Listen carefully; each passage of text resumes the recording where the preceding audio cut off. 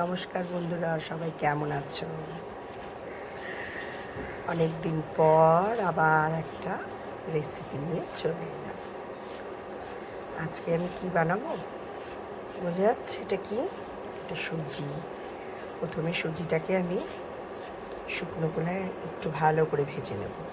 এই সুজিটা আমি ভেজেই রাখি, অনেক কিছুতে দেয়া যায় সুজি, তাই না? আর সুজি দিয়ে অনেক অনেক অনেক রেসিপি বানানো যায়।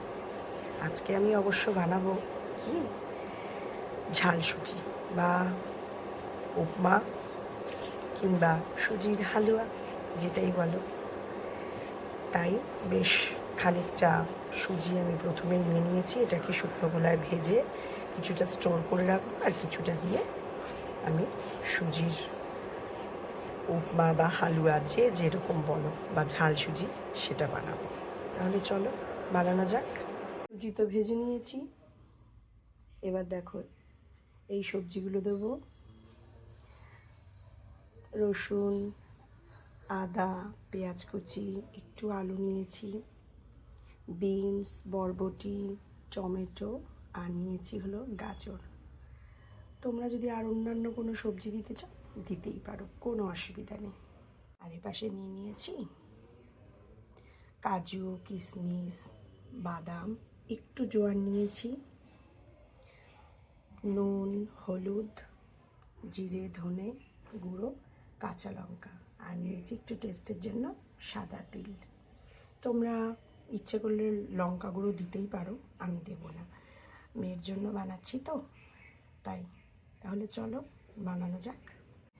তেল গরম হয়ে গেছে, তার মধ্যে আমি জোয়ান, তিল, লঙ্কা, রসুন এবার হালকা করে ভেজে নিয়ে সব একে একে সবজিগুলো দিয়ে দেবো।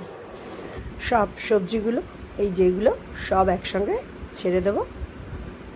তারপর ভালো করে রান্না করব 5 থেকে 10 মিনিট। সমস্ত মশলা টশলা দিয়ে, কাজু কিশমিশ সব দিয়ে দিয়েছি।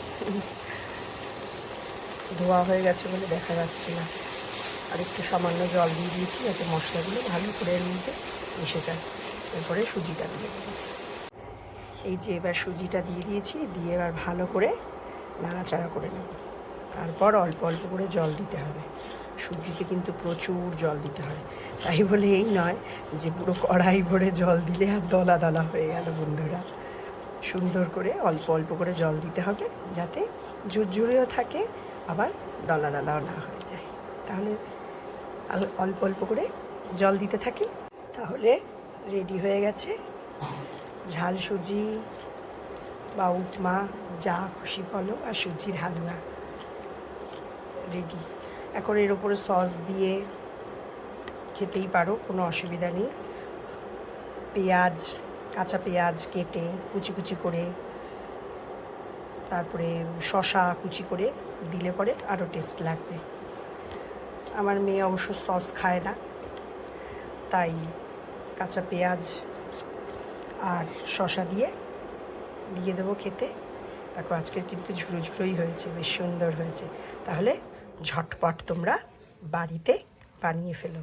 আর কেমন হয়েছে তোমরা বাড়িতে নিজেরা তৈরি করার পর আমাকে অবশ্যই বলবে। তাহলে আজকে এই পর্যন্তই। রেসিপিটা কেমন লাগলো অবশ্যই কিন্তু কমেন্ট করে জানিও বন্ধুরা। তাহলে টাটা, আবার অন্য রেসিপি নিয়ে পরে দেখা হবে।